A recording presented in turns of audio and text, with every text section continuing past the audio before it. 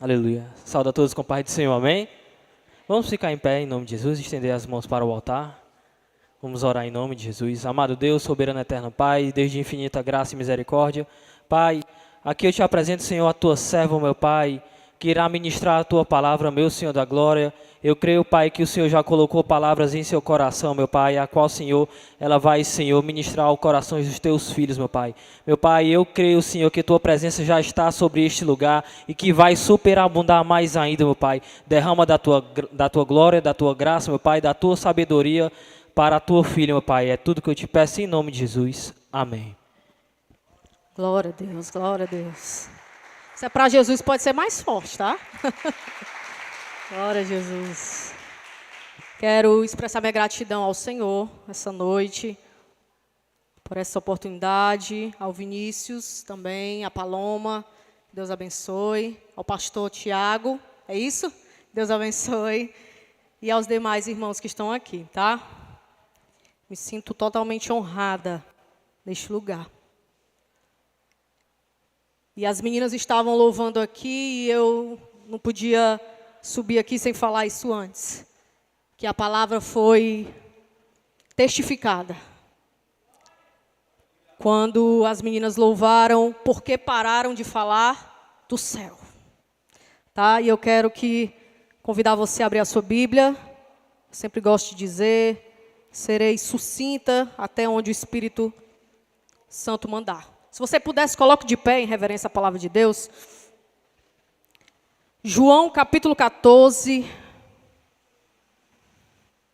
João capítulo 14, a partir do verso 1.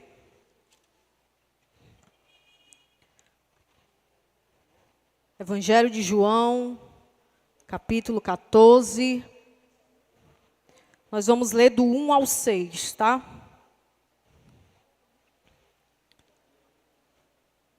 Amém? Diz assim a palavra de Deus. Não se turbe o vosso coração. Crerdes em Deus, crerdes também em mim. Na casa de meu Pai há muitas moradas. Se não fosse assim, eu vos teria dito, eu vou preparar-vos lugar. E quando eu for e vos preparar um lugar, eu voltarei novamente. E vos receberei, ou vos levarei para mim mesmo, para que onde eu estiver, estejais vós também. E para onde eu vou, vós sabeis, e o caminho vós conheceis. E disse-lhe Tomé, Senhor, nós não sabemos para onde vais, e como nós podemos conhecer o caminho? Disse Jesus, eu sou o caminho, a verdade e a vida, e ninguém vem ao Pai, senão por mim. Você se senta em nome de Jesus. O tema dessa reflexão, dessa mensagem, que Deus me deu em uma tarde,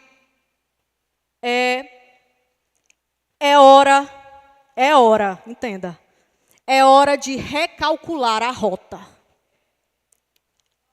É hora de recalcular a rota.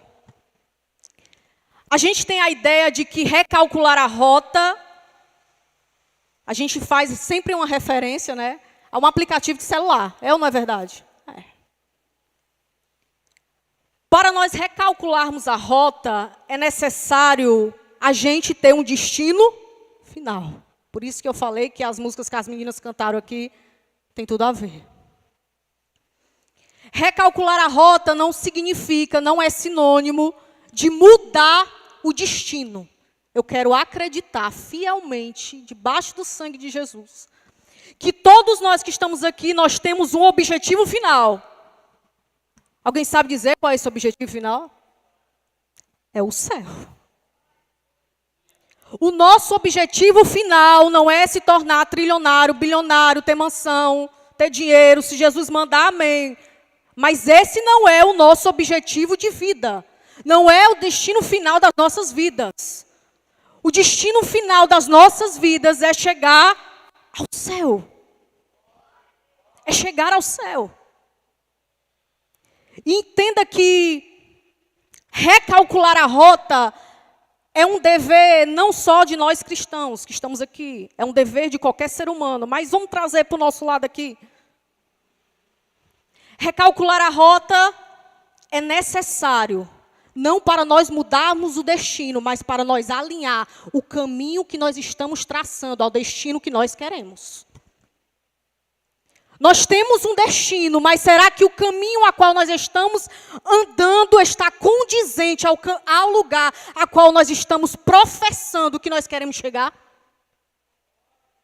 Nós acabamos de louvar aqui porque pararam de falar do céu. Mas será que o caminho a qual eu e você estamos seguindo está condizente ao lugar que nós acabamos de proferir palavras aqui? Parece uma palavra meio dura, né, para um culto de jovens. Mas o Senhor me deu essa palavra e eu não sei porquê. Então eu entendo que alguém está precisando ouvir. E a primeira ministrada foi eu. Por que pararam de falar do céu? É necessário a gente recalcular a nossa rota. Por quê, Ruth? Porque nós vivemos em um mundo, em uma sociedade totalmente instável. Ao nosso redor, existem instabilidades nos nossos relacionamentos, no nosso trabalho, na nossa casa, na nossa família. Nós estamos cercados, totalmente cercados, por instabilidades. Mas sabe algo que em nós não passa? É o desejo de se firmar os pés em alguma coisa. Nós corremos a nossa vida, a nossa jornada. Olha, eu só tenho 26 anos, tá? Não me ache velha não, pelo amor de Deus. Nós passamos a nossa vida atrás de algo estável, algo que a gente possa firmar os nossos pés.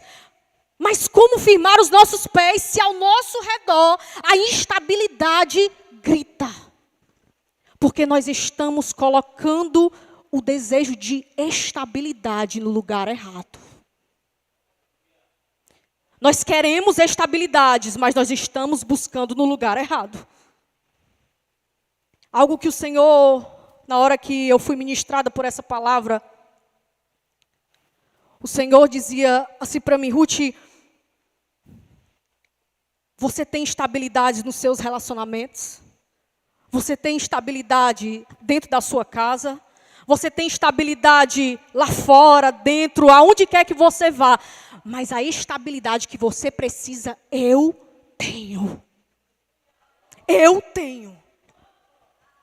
A estabilidade que nós precisamos, com todo respeito aqui, eu vou falar com todo respeito, tá? Os nossos relacionamentos, eu sou casada, mas o meu relacionamento primordial não é meu casamento. O meu relacionamento primordial também não é meu grupo de amizade. Sabe qual é o meu? Apesar de que esses são cruciais e diferenciais na minha vida. São importantes. Mas primordial na minha vida é o meu relacionamento com o meu Deus. O que me leva ao céu, com todo respeito, não é o meu casamento. O que me leva ao céu é o meu Senhor.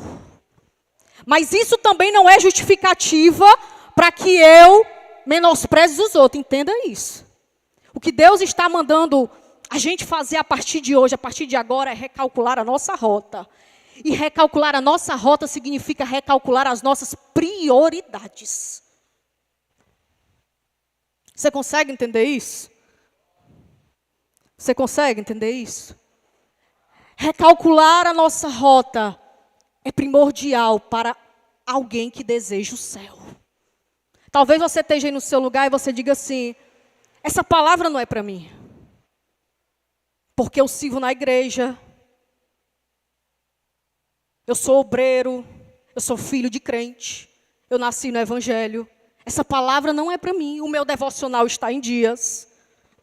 Mas tem algo que eu aprendo com Jesus. É que a gente não pode sair do pé dele nem um minuto. Você se lembra como eu falei no começo? Nós vivemos em um mundo instável, onde tudo muda muito rápido. O que é que diz a Bíblia? Aquele que está de pé, cuidado para que não não caia. Ainda que ao seu redor você diga, está tudo bem, eu não preciso recalcular a rota, mas eu acredito, a começar em mim, que nós sempre teremos algo a melhorar em Cristo, até que Ele venha. Eu não acredito no evangelho que esteja todo mundo aqui super crentes. Que eu já ia lhe dizer para você ir para casa, que Jesus vai voltar para você agora. Se nós estamos aqui é porque nós reconhecemos que nós precisamos da graça de Deus. Se nós estamos aqui é porque nós reconhecemos que nós precisamos de Cristo. E eu volto a atrelar o que as meninas falaram aqui. As meninas cantaram hinos, os louvores. E se você observar, nós proferimos palavras e esse louvor ficou na minha cabeça, porque pararam de falar do céu. Mas tiveram outros. Nós levantamos as nossas mãos, nós abrimos as nossas bocas. Mas quanto de verdade há nas palavras, nas frases que saíram da minha e da sua boca? Mas nós desejamos o céu. Entenda que para chegar ao céu nós não podemos ir de qualquer maneira. Sem transformação, sem rendição, sem um coração contrito, sem uma mente transformada pela palavra de Deus. E eu falo isso aqui, ó, a começar em mim. Ah, Ruth, mas o que é que tem a ver João, capítulo 14, João capítulo 14 com essa palavra? O que é que tem a ver? Recalcular a rota em João capítulo 14. O que é que tem a ver? Eu vou dizer onde é que vai ter a ver. Se você tiver com a sua Bíblia aberta aí, se você não tiver, amém. Eu enumerei, queremos recalcular a nossa rota, amém? Para chegar ao objetivo final, amém? Escute o que você está falando, pelo amor de Deus. Jesus está gravando tudo. A primeira etapa que eu queria enumerar é: conheça Jesus de fato. Pegando o gancho do início, será que nós estamos cantando por cantar? Será que nós estamos dentro da igreja por estar? Eu vou citar só um exemplo, tá? Imagine comigo aqui. Se eu trouxesse uma pessoa lá de fora para cada um de nós que estamos aqui, incluindo eu, e essa pessoa, ela chegasse aqui, eu vou adentrar em João capítulo 14. E essa pessoa, eu trouxesse ela e eu botasse ela na sua frente. E eu chegasse para você e dissesse assim, olha, a pessoa que está na sua frente, ela está pensando em suicídio, ela está pensando em desistir de tudo, ela está pensando em abandonar o barco, ela está pensando em fugir, e ela quer abandonar tudo. O que você falaria para ela? Eu tenho certeza que pelo menos 90% de nós que estamos aqui, nós falaríamos palavras ou frases tipo: Deus é contigo, Deus te ama, Deus tem um propósito na sua vida, o melhor de Deus ainda está por vir. Não acabou, Deus está no barco. É ou não é verdade? É verdade. Talvez essas palavras de efeito saíssem dentro de nós. Só que aí é que o negócio vai pegar. E se invertesse? Talvez não foi a pessoa que eu conjecturei aqui que estivesse na sua frente, mas seja você que entrou assim, dessa forma, entre essas portas aqui. Será que a palavra, as frases de efeito que você falaria a um irmão serve para você mesmo? Será que o Deus que nós falamos para o nosso irmão, e aqui eu não estou dizendo que seja errado nós abençoarmos e motivarmos e encorajarmos os nossos irmãos. Não é isso. Eu só quero que você entenda que se você tem palavras de bênção para dar ao outro, será que o mesmo Deus que você profere palavras ao seu irmão também não pode ser um abençoador da sua própria vida? Porque nós temos palavras de efeito ao nosso irmão. Continua, vai dar certo. Se um amigo seu mandar mensagem aí, amigo, eu estou tão desmotivada, eu tenho certeza que você vai falar, amigo, vai dar certo, Deus é contigo. A pergunta é, e se você está desmotivado, será que essas palavras valem para a sua vida, para a minha vida? Porque nós acreditamos num Deus que é beneficiador para o outro, mas para mim ele não é. Isso é muito perigoso. Por quê? Quer dizer, Ruth, que eu não posso mais abençoar o meu irmão, falar, encorajar? Não. Eu só quero que nós possamos entender a partir de hoje que conhecer Jesus de fato é entender que quando nós expressamos palavra, tem que primeiro começar em mim. Em mim. Nós estamos acostumados. No Instagram tem muito isso, né? A palavra do dia. Irmão, vai uma reflexão e nada contra. E nada contra. Amém, glória a Deus. Mas o que eu quero que a gente frise hoje é, e se for a gente? E se eu estou no dia mau? Porque eu não sei você, nem todo dia eu acordo sorrindo, não.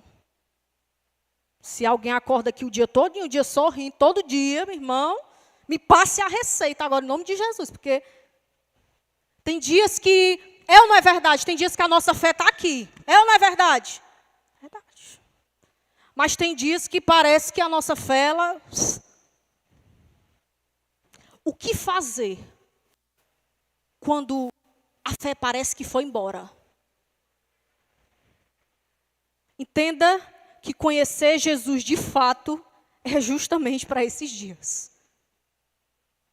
Precisamos conhecer a Jesus, como exemplo que eu dei, né? E algo que eu me lembro muito aqui é de Jó. Todo mundo aqui sabe a história de Jó, né? Alguém se lembra, depois do processo todinho de Jó, o que é que Jó fala? Antes eu só ouvia falar. Aí Jó precisa perder, ficar doente, passar aquele processo todinho, que todo mundo sabe, para que ele pudesse experimentar o Senhor de fato. Quer chegar no céu? Amém? Comece a conhecer Jesus de verdade. O céu é o seu objetivo final de vida? Amém? É o meu objetivo final de vida? Pois comece a conhecer Jesus de fato. Sabe por quê? Porque não tem como a gente almejar o céu sem almejar o dono do céu. Não tem como. É como se eu amasse a casa de alguém, mas eu não amasse o dono da casa. Não me entra essa conversa. Se eu digo que eu amo o céu, antes de eu amar o céu, eu preciso amar o dono do céu. Se eu professo palavras e eu digo, eu amo o céu, eu quero ver Jesus, eu quero conhecer Jesus. Gente, o céu é tão bom. E olha que eu não estive lá ainda não. Que se você for ali fora e perguntar para qualquer pessoa que não é da igreja, e você disser assim, para onde você quer ir quando você morrer? O que é que a pessoa vai falar? Quero ir para o céu. É ou não é verdade? É.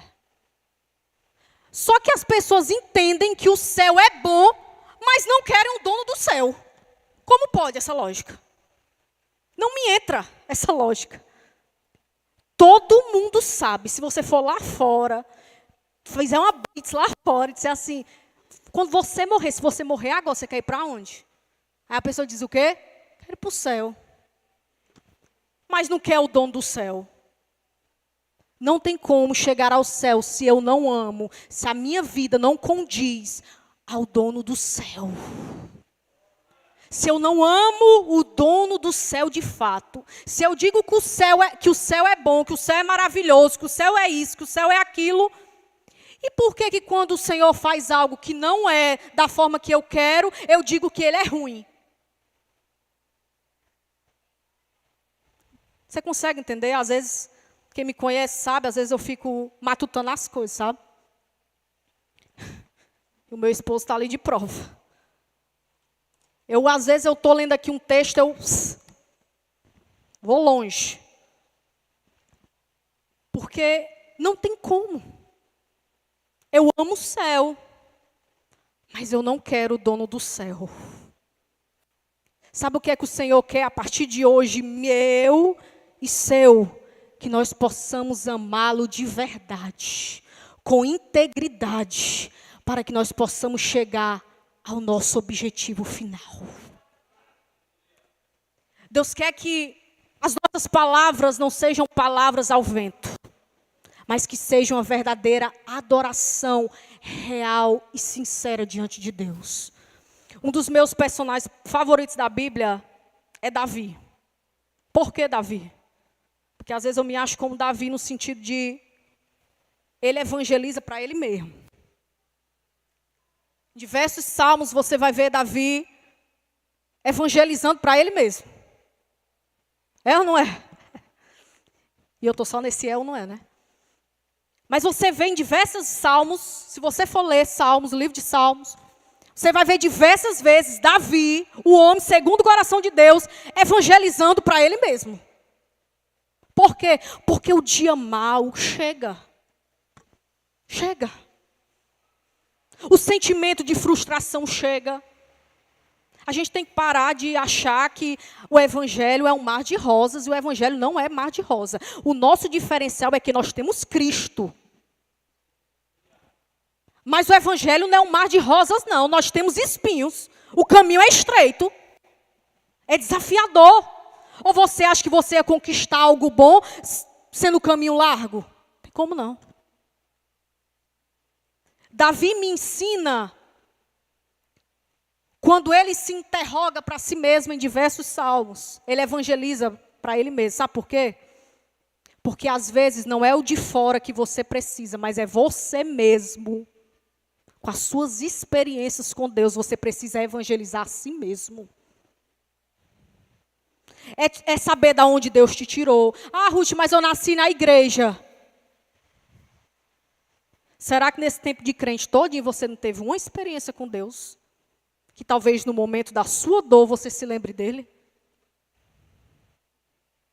Mas eu creio que hoje o Senhor tem algo a fazer em nós. Que comece em nós. As meninas aqui louvaram. Que comece em nós. Ah, essa mensagem era para quem ficou lá fora, para quem não veio, para quem está em casa. Não, a mensagem é para você. O Senhor quer despertar, é você, é eu. A chama arderá continuamente sobre o altar. Que comece aqui, que comece aí. Ah, Ruth, mas os desafios, as situações adversas vão vir, mas o fato de você conhecer em quem você tem crido é que se torna o diferencial da nossa jornada. Eu vou adentrar em João, capítulo 14. E ainda é não conhecer a Jesus, de fato. Eu disse que era 3 passos. O primeiro é quando o Senhor fala, eu acho muito interessante. João capítulo 14, verso 1, Jesus começa dizendo assim: não se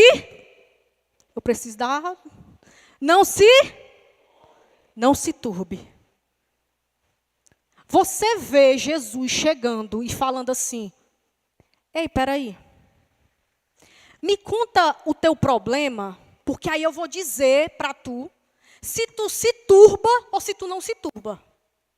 Jesus chega falando isso? Não. Jesus aqui começa falando não se turbe. Parece uma fala de alguém que não está nem aí para a nossa dor e para o nosso problema. É como se você fosse relatar ou tentar relatar para um amigo e dissesse assim, amigo, eu estou passando isso, isso, aquilo. Aí o amigo, antes de tu falar alguma coisa, o amigo, não se turba não. Jesus chega falando dessa forma, não se turbe. Parece uma fala meio que sem empatia, sabe? A palavra de hoje é empatia, né, no meio do mundo. Parece que Jesus fala assim, não se turbe, porque eu não estou nem aí para o teu problema, para os teus questionamentos, para a tua ansiedade, para o teu sentimento de rejeição, de frustração, eu não estou nem aí. Parece uma fala meio assim, não se turbe.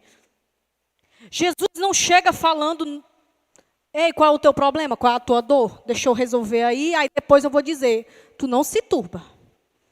Depois Jesus fala assim, não se turbe o vosso coração. Aí Jesus complementa, crerdes em Deus e crerdes também em mim. Não é em mim, não, é em Jesus, tá?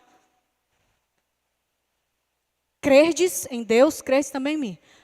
O primeiro conselho foi, não se turbe. O segundo foi, crerdes. Ruth, qual é o terceiro? Se não fosse assim, eu vos teria dito. O que é que isso tem a ver? O que é que isso tem a ver com eu conhecer Jesus? Vamos ser sinceros. Se eu não conheço uma pessoa, primeiro, eu não vou dar nem credibilidade à fala dela. Muito não. Segundo, eu não vou acreditar muito no que ela fala, porque eu ainda não conheço o suficiente essa pessoa. Terceiro, está testando algo chamado confiança. Eu acreditar naquilo que ela falou. Jesus dá o conselho de não se turbe, crerdes, e se não fosse assim, eu vos teria dito, que é como se fosse acredita no que eu falei. Porque Jesus está ensinando para a gente, sabe o quê? Que as minhas palavras, que as palavras de Jesus, é suficiente para mim e para você. Jesus não está preocupado com a nossa dor no sentido, entenda o que eu estou lhe falando.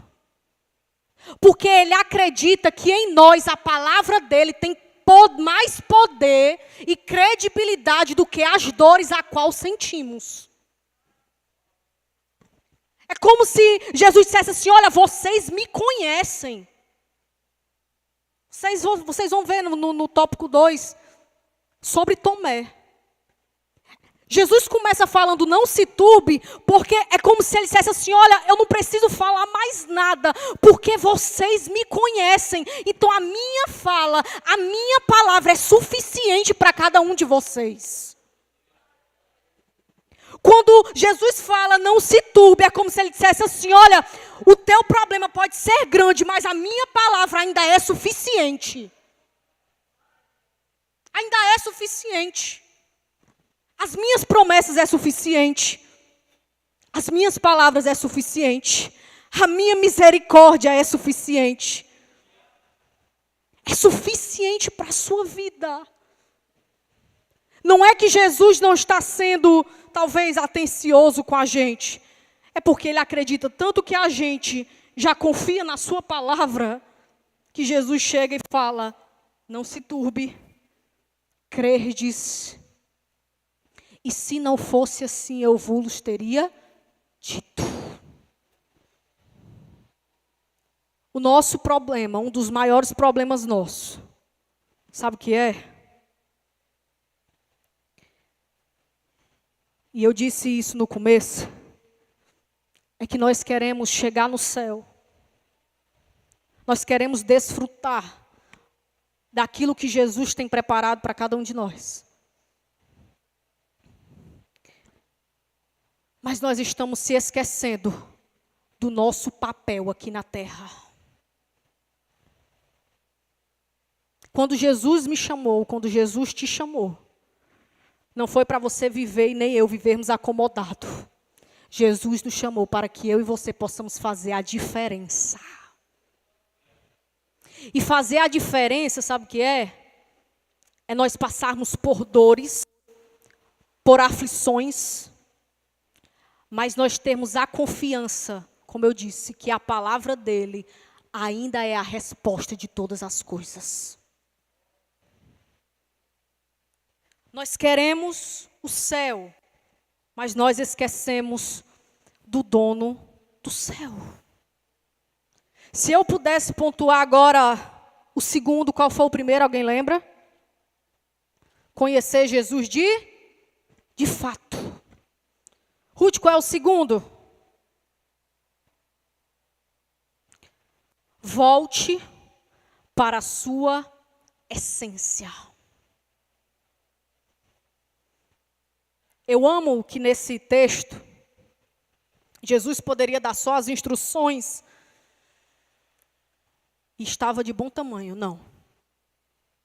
Jesus nos dá uma lição aqui muito crucial. E pegando o gancho, algo que as meninas aqui falaram também. Voltar à essência significa sobre eu voltar a ser a quem ou quem Deus me chamou para eu ser. Nesse texto a qual nós lemos, a palavra vai falar sobre um discípulo. Que discípulo é esse? Tomé. Você se lembra de Tomé? Quando Jesus ressuscita e ele pede para ver o quê? As marcas. É o mesmo Tomé. Tomé era o quê? Tomé era um discípulo. Tomé viu os milagres de Jesus. Tomé estava na igreja, vamos conjecturar hoje. Tomé era líder. Tomé estava no ambiente. Tomé andava com a Bíblia aqui, ó. Estou trazendo para os dias de hoje. Tomé via os milagres de Jesus. Tomé via os feitos de Jesus. Tomé estava com Jesus. O ambiente, o entorno de Tomé era de milagres. Ele andava com o mestre. Mas parece que o ambiente não era propício dentro de Tomé. Porque entenda uma coisa, nós podemos estar em um ambiente totalmente favorável, mas talvez você e eu não estejamos favoráveis ao ambiente. Talvez nós estamos em um ambiente favorável, nós estamos dentro da casa de Deus. Mas talvez o ambiente ainda não gerou nada dentro de você. Tomé aparentemente estava desse jeito. Em volta dele, ele tinha a companhia do mestre, ele tinha o título de discípulo. Mas o que ele não tinha era Jesus de fato.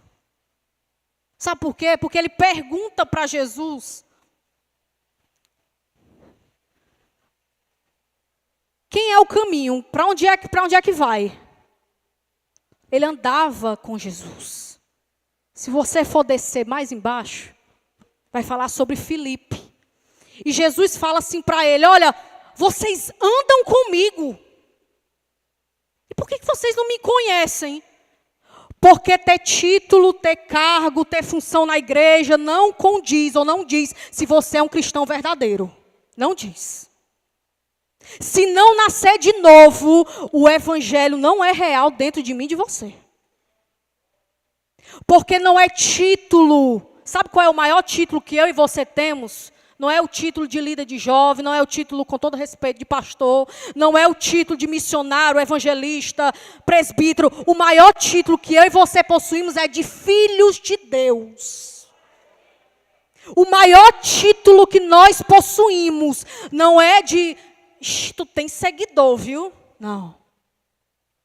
O maior título que eu e você possuímos e temos e que nós devemos zelar é de filhos de Deus. É de filhos de Deus. As outras coisas, amém, Deus acrescenta, mas o principal é filhos de Deus. E o que nós temos feito com esse título, a qual Deus entregou para cada um de nós? Por isso que Deus nos convida hoje. Quer recalcular a rota? Quer ir ao objetivo certo? Pois começa pegando esse título e fazendo por onde ele. Tem um livro, qual eu gosto muito, E esses dias eu estava lendo ele, e numa frase desse livro, eu não vou citar o nome do livro, porque talvez nem muitos conheçam aqui. Mas uma parte do livro, uma frase do livro que me chamou muita atenção, era o seguinte: Deus nos chamou não para sermos mini-deuses, Deus nos chamou para sermos filhos. Assuma o seu papel. Isso é muito forte. Se você parar para pensar, para meditar, o quanto isso é uma lapada em você, como diz o cearense. Porque às vezes nós queremos ser autossuficientes. Nós pó, nós cinza. Mas nós queremos ser, parece o filho da Xuxa. Essa frase, ela ficou na minha cabeça por dias. Eu disse: Senhor, o quanto nós queremos ser deuses, ser mini-deuses. Como, Ruth? A gente quer ser mini-deus, a gente quer ser mini-deus quando a gente quer ter o controle de todas as coisas. A gente quer ser mini-deus quando tudo tem que acontecer do nosso jeito. A gente quer ser mini-deus quando eu sou melhor do que o fulano. Eu quero controlar a minha saúde, eu quero controlar todas as coisas. Mas Deus está nos convidando, assuma o seu papel. Eu te chamei para você ser filho e não para você ser mini-deus. Voltar à essência é voltar para o que Deus chamou eu e você para fazer. Ninguém sobe ao céu se não for filho de Deus. E filho de Deus por título não, viu? Filho de Deus de verdade. Porque talvez o seu líder, o seu pastor, ele não veja o que você faz no secreto. Mas deixa eu te dizer uma coisa. Todas as vezes que tu querer pecar, tu faz só assim, ó. Porque aqui nós podemos talvez se esconder de todo mundo. Mas do Senhor ninguém se esconde. Os olhos dele estão sobre nós. Os olhos dele estão sobre nós. Não tem como a gente querer o céu, a gente almejar o céu, mas viver aqui de qualquer maneira. Não tem. Não tem. O terceiro ponto, eu vou já encerrar,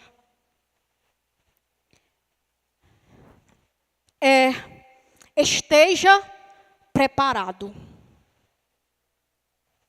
Por que esteja preparado, Ruth?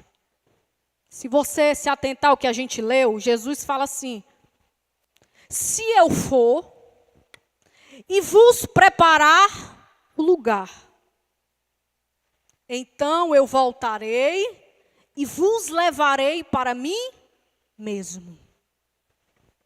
Você não consegue entender a dimensão disso aqui? Jesus fala assim: olha, se eu for, e ele foi, e vos preparar um lugar, pega isso aqui para mim, para você, há um lugar reservado. Agora a pergunta é: você e eu estamos preparados para esse lugar? Ele diz que se eu for e vos preparar um lugar, então eu voltarei e vos levarei. Entenda que em nenhum momento Jesus fala assim: olha, eu vou, preparo o lugar, aí eu volto, aí eu espero tu se preparar e depois quando tu estiver pronto, aí eu te pego e eu vou levar para mim. Jesus fala isso? Não. Jesus fala o quê? Eu vou, preparo o lugar e quando eu vier já é para você estar preparado. É para você estar preparado. Não existe esse negócio de: Jesus voltou, peraí Jesus, 5 minutos. Não tem esse negócio não. Esse negócio não. Jesus foi, está preparando o lugar. Quando ele voltar, é dever meu e seu estar preparado. Ah, Jesus, eu não estive. O tempo é agora. Jesus está chamando agora. O tempo é hoje. Amanhã não existe. Se Jesus, eu sei que é muito clichê falar isso, tá? Eu confesso. Ai, se Jesus voltar hoje, não é conversa de balela não. É se Jesus voltar de fato. Será que 5 anos, 1 ano, 2 anos, 3 anos que tu passou dentro da igreja vai compensar? Esteja preparado, é agora. Eu sei que é conversa, que todo mundo fala, mas não é conversa. Se Jesus voltar daqui a 1 minuto, faça uma autoanálise aí, eu sei que não é Santa Ceia não, mas... Se você se diz cristão e você não para 1 minuto para você se autoexaminar, se Jesus voltar agora, feche os seus olhos aí, feche os seus olhos. Um segundinho. Você está escutando a trombeta agora. A pergunta é, e aqui eu boto para mim, e você está preparado para subir às mansões celestiais? Talvez não tem coração de um que eu estou sentindo, tá nervosinho. Isso aqui, pode abrir o olho, tá? Isso aqui não é para causar medo em você, não. É para dizer que o céu é real, mas o inferno também é. E se as nossas ações, o nosso caminhar, não condiz com o destino a qual nós queremos, que é o céu que nós falamos, não tem como. Não tem como. Eu acredito fielmente que vai ter, no momento lá do céu, vai ter gente que vai dizer assim, Senhor, tu viu que eu tentei. Eu estava na igreja, eu estava buscando. Só que aí, Senhor, eu fui dar só uma voltinha. Eu fui me juntar com uns amigos que não era condizente à tua palavra.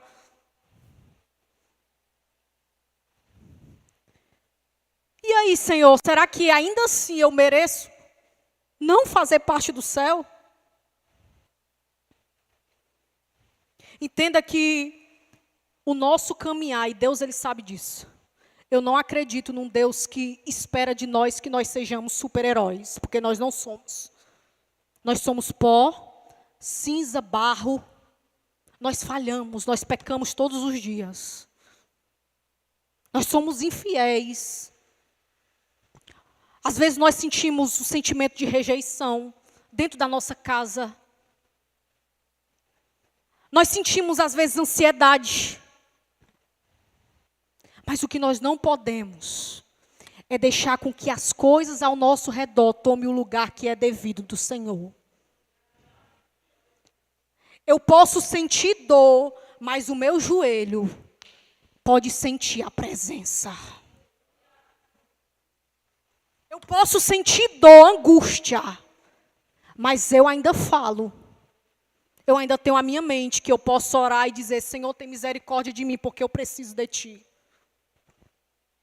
Eu quero que nós possamos entender hoje. Esse é o convite para o Senhor, do Senhor para nós essa noite. Você quer o céu? Você almeja o céu? Nós almejamos o céu. O Senhor não espera que você seja super-herói, mas o Senhor espera que você dê o primeiro passo. O Senhor não espera que eu e você sejamos super-heróis, porque nós nunca seremos falhos. Mas sabe o que a palavra de Deus diz? Que um coração sincero e contrito o Senhor não resiste. Não há nada mais poderoso do que uma fala de Senhor, eu sou dependente da tua graça. Eu preciso do Senhor. Como eu disse no começo, seu relacionamento mais importante não é os seus amigos, com todo respeito. o seu relacionamento mais importante é a presença. Não perca ela por nada. E no dia que você sentir que você está perdendo as forças a ponto de querer desistir, Senhor, segura em mim, mas não deixa eu perder a tua presença. Porque eu só chego ao céu se a presença dele for comigo. Pode me faltar amigo.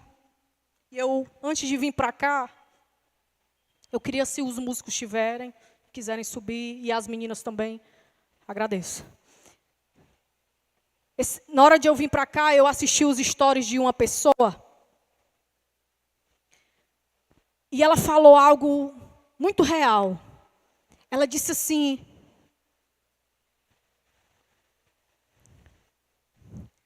qual é a sua base? E algumas pessoas, e essa pessoa é psicóloga, e ela disse que algumas pessoas falavam assim: a minha base é os meus amigos, é a minha família, é a minha mãe, é o meu pai, é o meu namorado, é o meu marido, é a minha esposa. Foi enumerando diversos pontos de base. E ela disse assim: isso me deixou muito preocupado. Porque se hoje, agora, você perder tudo que você disse que é a sua base, o que lhe resta?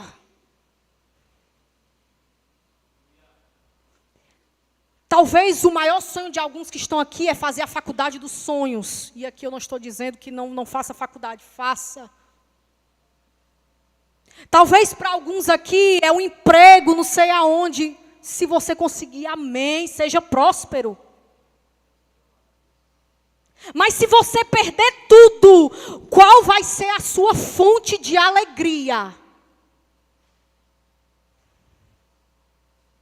Qual vai ser a sua fonte, o motivo da sua existência, se você perder tudo que você disse que é o motivo da sua existência? Deus me livre e guarde, mas se Deus me livre, você perde a sua mãe, seu pai, sua família, você não tem ninguém mais. Não tem emprego, não tem nada. E aí?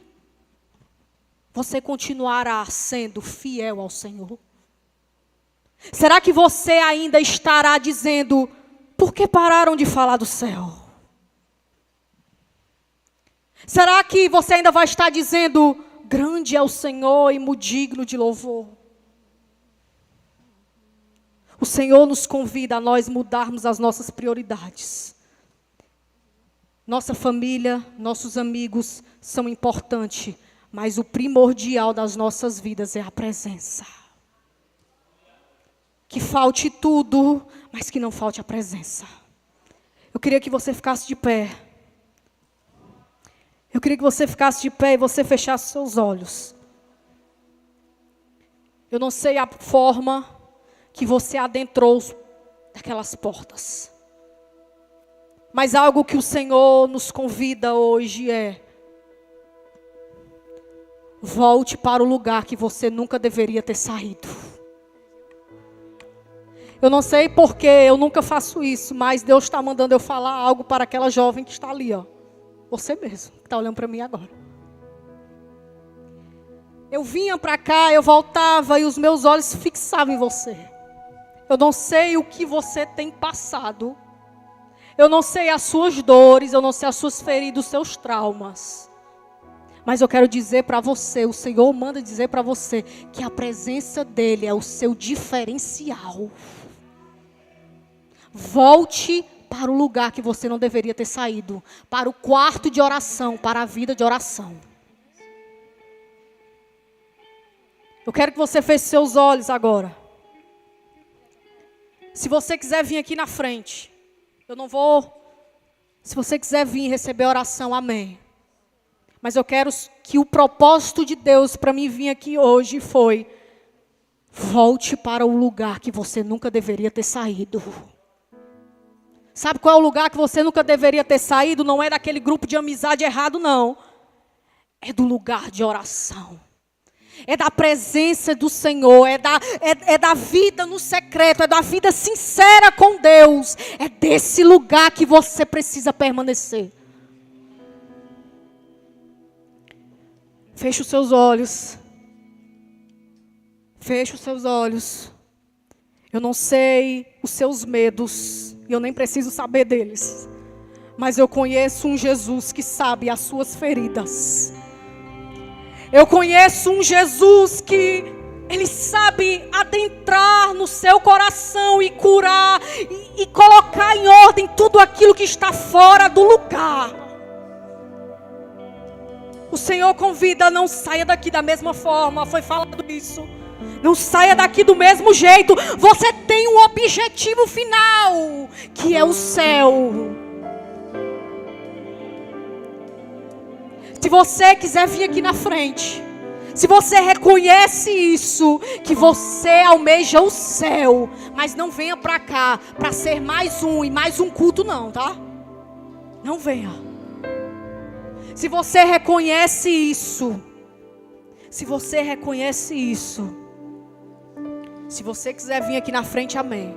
Se não, fique no seu lugar, mas que esse seja um culto diferente na sua jornada. Talvez 5 anos à frente, você olhe para esse culto, se nós estivermos aqui, você diga, foi lá que a minha vida foi transformada, porque Jesus me encontrou. Feche os seus olhos, adore ao Senhor. Feche os seus olhos, adore ao Senhor. Não perca a oportunidade. Não perca a oportunidade. Simples, que o anjo da morte não entra. A estrada